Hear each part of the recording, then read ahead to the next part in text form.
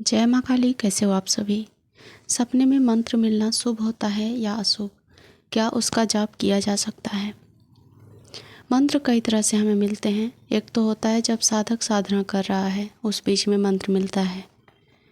किसी साधक को आधा अधूरा मंत्र मिलता है, या फिर कोई साधना मार्ग में नहीं आया है, अध्यात्म मार्ग में नहीं आया है, तभी से उसे मंत्र मिलना शुरू हो जाता है। कभी वो आधा अधूरा होता है, कभी वो मंत्र स्वरूप तो दिखता है पर कुछ समझ नहीं आता है, और कभी कभी बस ऐसे ही नॉर्मल व्यक्ति को कुछ मंत्र मिल जाते हैं और वो मंत्र जाप करके बहुत सारी सिद्धियां हासिल कर लेता है। तो इन सब का क्या कारण है, क्या मतलब होता है?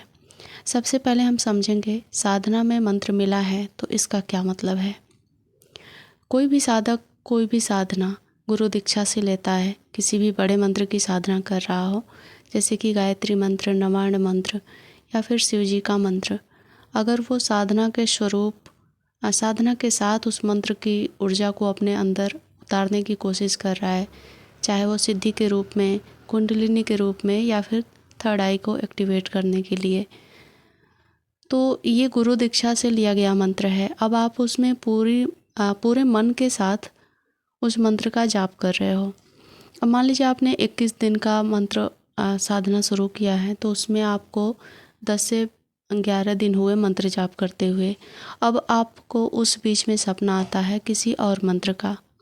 मान लीजिए आप नवार्ण मंत्र का जाप कर रहे हो और अब आपको मंत्र में ओम नमः शिवाय बोलते हुए, जाप करते हुए, या फिर किसी भी परिस्थिति में वो मंत्र बस आपको सुनाई दिया, या फिर किसी ने दिया, कोई गुरु हो सकता है, कोई देवता हो सकता है, या फिर आप कोई संघर्ष कर रहे हो, जैसे कि कोई भूत प्रेत इत्यादि से लड़ रहे हो, तो उस मंत्र को आप जप रहे हो।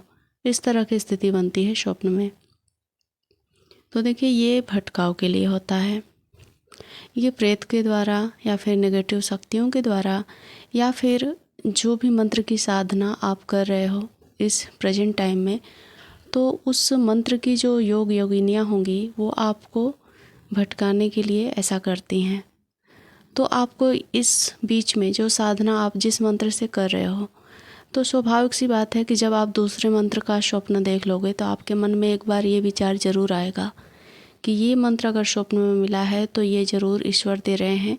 इसका मतलब ये है कि मुझे इसी मंत्र का जाप करना चाहिए। यानी कि आप जो प्रेजेंट टाइम में मंत्र का जाप कर रहे हो उससे आपका मन भटकता है। आपका विश्वास उस मंत्र से हटा, उस मंत्र पर कम हो गया, और ये आपकी साधना अधूरी हो गई।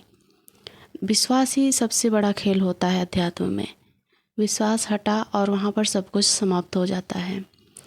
तो आप साधना कर रहे हो, मंत्र जाप कर रहे हो ना, तो उस बीच में अगर आपको कोई भी मंत्र मिलता है तो उस पर ध्यान आपको नहीं देना है, क्योंकि वो 100% भटकाव के लिए होता है। इस बात को आप ध्यान रखिए। दूसरा होता है किसी व्यक्ति को, मान लीजिए वो साधक भी हो सकता है या फिर कोई भी व्यक्ति जिसको कभी आधा मंत्र मिल गया, कोई संकेत मिल गए मंत्र का, कोई और जाप कर रहा है उसको सुनाई दे गया, इस तरह का अगर मंत्र मिलता है तो ये संकेत होता है कि अब आपको अध्यात्म मार्ग में आना चाहिए। कुछ गुरु के द्वारा संकेत होता है जो उसके पूर्व जन्म से जुड़े होते हैं। और इस मंत्र का ना, जब आपको आधा मिल जाए तो उसका इंतज़ार करना चाहिए अपने गुरु से। जैसे कि प्रेजेंट टाइम में तो गुरु नहीं होते हैं साधारण व्यक्ति के, जो आध्यात्मिक मार्ग में नहीं है, या फिर अध्यात्म में भी है तो गुरु आजकल मिलते नहीं हैं। तो आपको मन ही मन सोते वक्त अपने गुरु को आदेश करना है, गुरु के साथ संपर्क बनाने की कोशिश करनी है। उनको मन ही मन प्रे करना है कि मुझे उस मंत्र को पूर्ण करके स्वप्न में वापस से दिया जाए। इस तरह से प्रार्थना करते हैं जब अपने गुरु से, अपने इष्ट से, तो वापस उस मंत्र का जो आगे का शब्द होता है, अर्थ होता है, वो सब कुछ आपको दिखाया जाता है। लेकिन ये भी बहुत कम होता है। बहुत सारे लोगों को आधा मंत्र तो मिल गया लेकिन वापस नहीं मिलता है।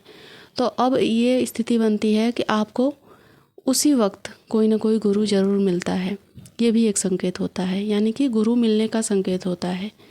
जब आपको आधा मंत्र मिला है तो आपको ज़रूर गुरु दीक्षा से उस मंत्र को पूरा करके उस मंत्र की साधना करनी चाहिए, उस मंत्र का जाप करना चाहिए। यह आपके पूर्व जन्मों से चला आ रहा मंत्र होता है। और इस मंत्र को सिद्ध होने के चांस भी 100% होते हैं। तो ये दूसरा कारण हो गया मंत्र मिलने का। अब तीसरा कारण हम समझते हैं। जैसे कि मैं अपना एक एग्जाम्पल लेती हूँ कि बस मुझे बचपन से ही मुझे एक स्वप्न आता था। बचपन में मुझे मंत्रों के बारे में पता नहीं था। पूजा पाठ तो हम बचपन से करते हैं। मैं अपनी स्टोरी भी डालूँगी कैसे मैंने कुंडलिनी और माँ काली को जाना, तो ये सब कुछ मैं वैसे वीडियो में डालने वाली हूँ। तो देखिए, मुझे मंत्र आते थे, मैं छोटी थी, मुझे समझ में नहीं आता था। वैसे संस्कृत में मंत्र होते थे, तो मैं अपने भाई बहनों को बताती थी कि मुझे ऐसा मंत्र मिला है और उसमें कोई स्त्री है, वो बोल रही है कि इस मंत्र से तुम्हें समृद्धि मिलेगी, बहुत कुछ, मतलब जो कुछ भी वो देवी बताती थी मुझे। तो सब लोग हंसते थे क्योंकि मैं उस समय छोटी थी, पर मुझे उसी समय से मंत्र मिलना शुरू हो गया था। और बड़े होने के बाद भी जब मैं अलग अलग मंत्र भी करती हूँ, साधना भी करती रही, मतलब करती हूँ नहीं, कर रही थी, तब की मैं बात कर रही हूँ, करती थी अलग अलग। जब साधना मार्ग में आ गई, अध्यात्म में आ गई, तो अलग अलग मंत्र की साधना उठाती थी, या फिर वो संपूर्ण हुआ या फिर नहीं हुआ, तो भी वो ही मंत्र मुझे बार बार दिया जाता था। और वो स्थिति ये बनती थी कि मैं किसी की नेगेटिविटी ख़त्म कर रही हूँ, या फिर कोई बुरी शक्ति हमारे ऊपर अटैक कर रही है, तो उसको बचने के लिए उस मंत्र का जाप कर रही हूँ। तो इस तरह से वो मंत्र मुझे मिला।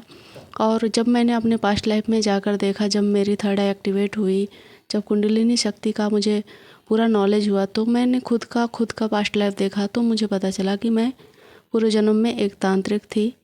तो वहाँ से वो मंत्र मेरे साथ चल रहा था।